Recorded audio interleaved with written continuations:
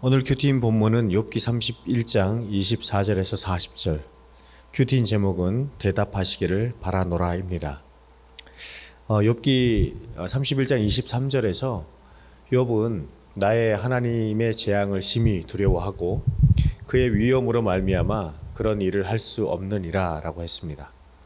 욥이 하나님을 두려워한다는 것은 공포심이 아니라 하나님을 향한 경외를 말하는 것이죠. 그래서 자신의 과거도 하나님이 일하신 것이고 현재도 하나님이 일하시는 것이라 인정합니다. 그러나 새 친구들이 하는 이야기는 도저히 수긍할 수 없다고 하네요.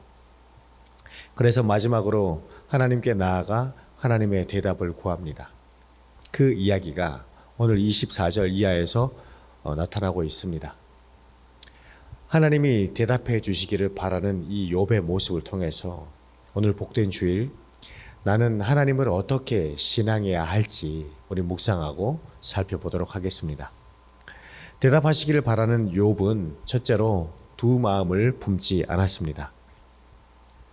욥은 하나님 앞에서 자신의 마음이 얼마나 청결하고 의로운 삶을 살았는지 어제에 이어서 오늘도 계속해서 말하고 있습니다.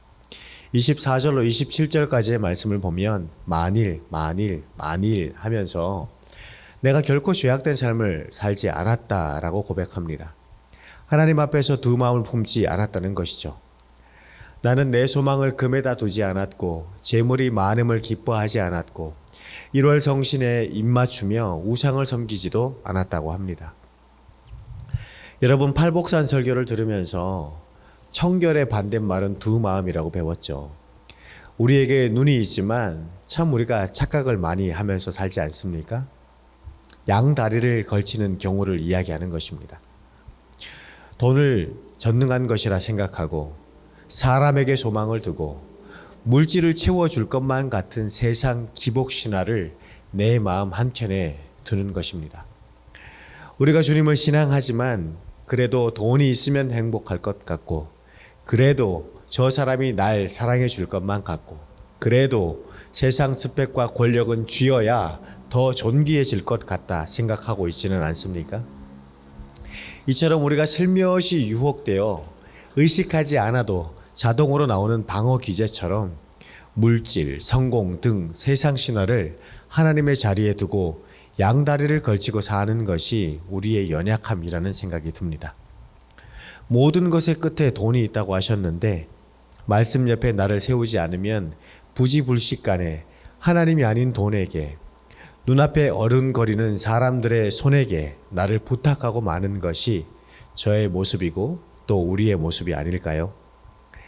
그렇다면 이렇게 두 마음을 품는 인생의 결론이 무엇일까? 오늘 성경은 어리석음이라고 이야기합니다. 24절을 다시 한번 보십시오. 여기에 소망이라는 단어가 나오죠. 여기 쓰인 이 소망이라는 단어의 원어는 어리석게 되다라는 말에서 파생된 명사라고 이야기합니다. 그래서 신뢰라는 뜻으로 이 단어가 쓰이지만 또 다른 한편으로는 어리석음을 나타낼 때도 이 단어가 사용된다고 해요. 그렇다면 무슨 말입니까? 물질 세상 신화에 나를 부탁하고 신뢰하는 인생은 손으로 하늘을 가리려고 용쓰는 것처럼 결국 어리석은 인생이다라는 것을 말하는 것입니다. 요람이 마지막까지 예후를 믿었다가 망한 것처럼 어리석은 인생의 결국은 심판인 것입니다. 그 끝에 심판이 기다리고 있음을 알았기 때문에 욥은 내가 그리하였으면 이라고 하면서 한 눈으로 갓을 사모하고 한 눈으로는 골드를 사모하며 카멜레온 같은 인생을 살지 않았다고 끝까지 하나님 편에 서는 인생이었다고 자기 자신을 평가합니다. 세상의 복락보다 예수 믿고 구원받는 것이 최고의 복이고 최고의 기적이라고 하는 것을 욥은 알았던 것 같아요. 지난주 말씀에 100% 죄인으로 태어나 소망이 없는 인생이 우리의 모습이라고 하셨어요. 오늘 이 욥의 모습을 우리가 어떻게 따라갈 수 있겠습니까? 우리가 되었다 함이 없기에 오늘도 물질에 세상 신화에 넘어가고 많은 소망 없는 인생이 우리의 모습 아닙니까? 그러나 우리가 힘써 이뤄가야 하는 것이 구속사라고 하셨어요.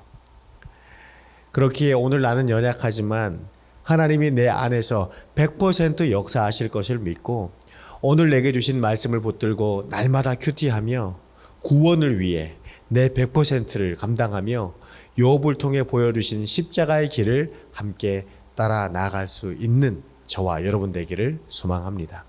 적용 질문 드립니다. 오늘 내가 소망하고 의뢰하는 어리석은 일은 무엇인가요? 두 마음을 품는 것이 하나님을 배반하는 인생의 모습임이 인정되시나요? 대답하시기를 바라는 욥은 둘째로 하나님을 의식하며 살았습니다.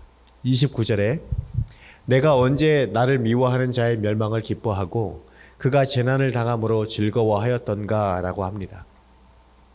악을 악으로 갚지 않았다는 것이죠.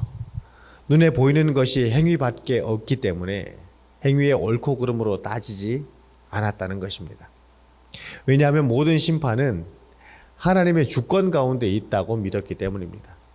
하나님이 다스리고 하나님이 결정하시기 때문에 우리에겐 우리 스스로가 심판자가 되어 누구를 미워하거나 정죄할 어떤 자격도 없다는 것을 욥은 알고 있었다는 것이죠. 그래서 욥은 내게 무슨 권리가 있다고 생각하지 않았습니다. 내가 무슨 권리가 있다, 그래서 침해당한 만큼 갚아야 한다 생각하는 권리 주장은 하나님을 반대하는 행위죠. 그래서 욥은 원수라 할지라도 재난당할 때 기뻐하지 않았고 원수가 죽기를 바라며 입술로 범죄하지 않도록 조심했다고 합니다. 하나님 없는 인생이 다 악하다는 것을 알았던 것 같아요. 그래서 그 누구라도 행위로 판단하지 않았던 것이 욥의 모습이었습니다. 그런가 하면 31절, 32절에는 뭐라 합니까? 내 집의 사람들도 차별하지 않고 먹였다고 이야기합니다. 특별히 주인의 고기에 배부르지 않은 자가 어디 있느냐라고 하면서 충분히 배부르게 공급해서 만족하게 해 주었다는 것이에요. 사랑과 섬김에도 인색하지 않았다고 하는 것입니다. 세상 모든 인생이 나그네이고 같은 처지에서 목적지까지 함께 가는 동행자라는 인식을 욥은 가지고 있었습니다. 그래서 누구든지 한 하나님의 백성으로 여겼던 것 같아요. 그래서 나그네에게 문을 열어주고 멸시하거나 천대하고 박대하는 일이 결코 없었다고 이야기합니다. 고백하는 것은 욥의 그런 인식을 대변해주는 말이라고 생각합니다. 욥은 결코 흉내만 내고 척만 했던 위선자가 아니었습니다. 하나님의 주권 앞에서 하나님을 의식하며 주님의 말씀을 진실하게 실천하는 사람이었던 것이죠. 또한 욥은 하나님의 눈을 의식하는 사람이었기 때문에 자신에게 악행과 죄가 있다고 한다면 숨기지 않고 인정했다고도 말하고 있습니다. 자기의 허물을 숨기려 하지 않았고 사람들의 평판에 휘둘리지도 않았습니다. 이 모습이 어떻게 보면 나는 죄가 없고 떳떳하고 의로운 사람이라고 주장하고 있는 것처럼 보일 수 있어요. 그러나 욥은 하나님 앞에 때가 분별되었을 때는 사람들 앞에 공개적으로 자신의 악을 고백하며 악을 멀리하는 삶을 살았다고 이야기합니다. 절대 죄가 없다고 주장하고 있는 것이 아니에요. 오히려 늘 회개하며 산다고 이야기하고 있는 것입니다. 하나님을 의식하며 주님을 길러 두었기에 내가 가던 길에서 돌이켜 주님의 길로 갈아타고 말씀의 이정표를 따라서 한 걸음씩 천국을 향해 걸어갔던 것이 욥의 삶의 모습, 하나님을 의식하는 욥의 모습이었던 것이죠. 사도 바울은 로마서에서 하나님을 의식하는 그리스도인들의 삶의 모습을 이렇게 표현합니다. 로마서 12장 17절 18절 아무에게도 악을 악으로 갚지 말고 모든 사람 앞에서 선한 일을 도모하라. 할 수 있거든 너희로서는 모든 사람과 더불어 화목하라. 지금 이것이 욥을 설명해 주는 모습 아닙니까? 하나님을 의식하는 사람은 오늘 내게 주시는 말씀 안에서 회개하고 돌이키는 삶을 삽니다. 그리고 심판이 아니라 구원으로 갚으며 애쓰고 수고하는 복된 인생을 걸어가고 또 그런 복된 인생이 되는 것입니다. 적용 질문 드립니다. 하나님의 빛 앞에서 나의 실상은 어떠합니까? 하나님을 의식하며 살고 있나요? 그렇다면 오늘 하나님을 경외하는 사람으로 내 집의 문을 열어 도모해야 할 선한 일은 무엇이고 화목해야 할 사람은 누구인가요? 대답하시기를 바라는 욥은 셋째로 오직 하나님께 답을 구하였습니다. 지금까지 욥은 내가 하나님을 향해 직접적으로든 간접적으로든 내가 하나님을 배반했다면 욕을 먹어도 싸고 저주를 받아도 싸다라고 이야기합니다. 하지만 그렇게 살지 않았다는 것이죠. 지금 이 욥의 세 친구들은 내가 무엇인가 벌을 받고 있다고 이야기를 하는데 그것이 아니라는 거예요.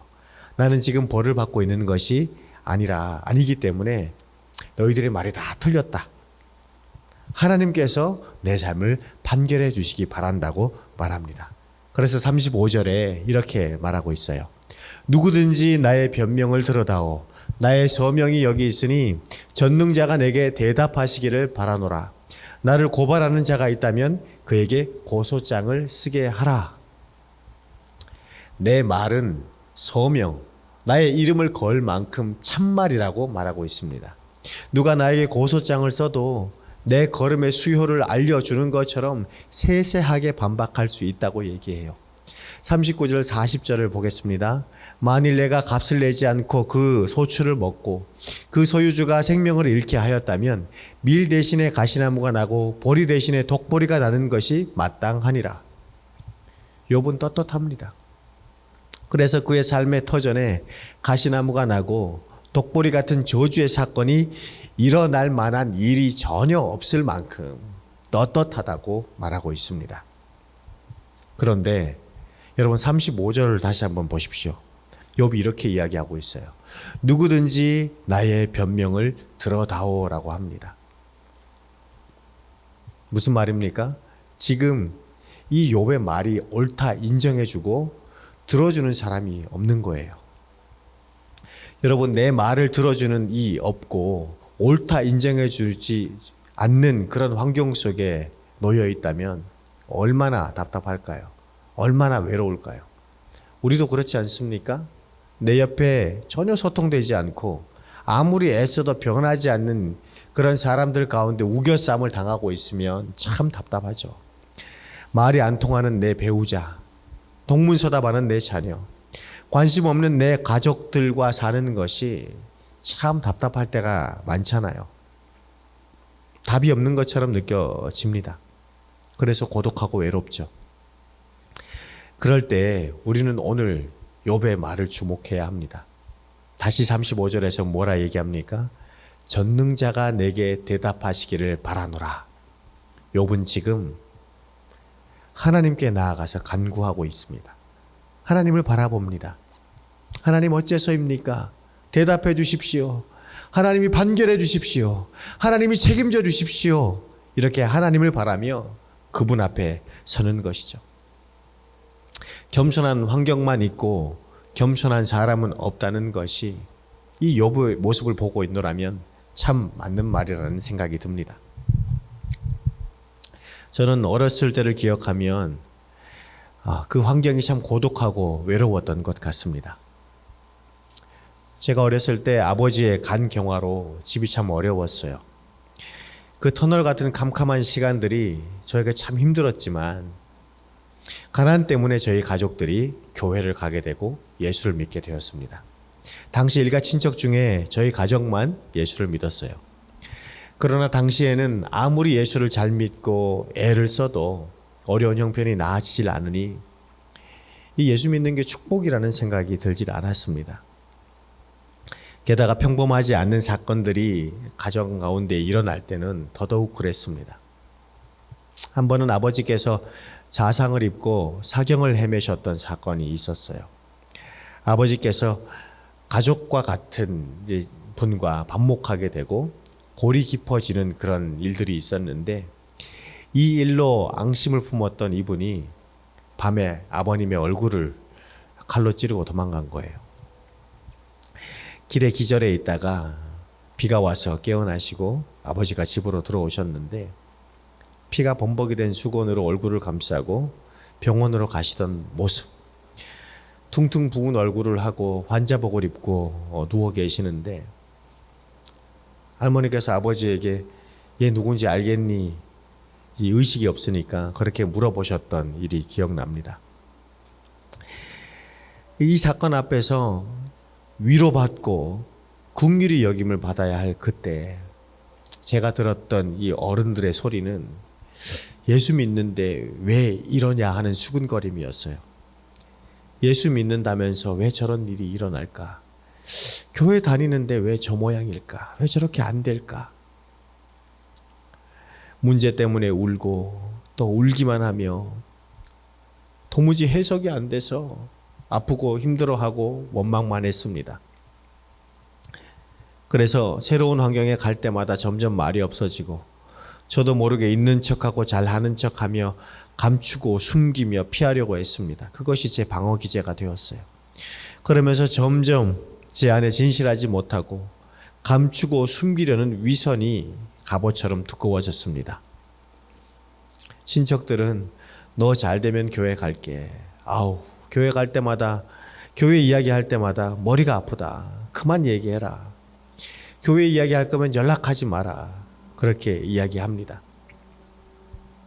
그런데 오늘 욥이 전능자가 내게 대답하시기를 바란다며 하나님 앞에서는 이 모습을 묵상하는데 불현듯 어머니의 기도가 생각났어요.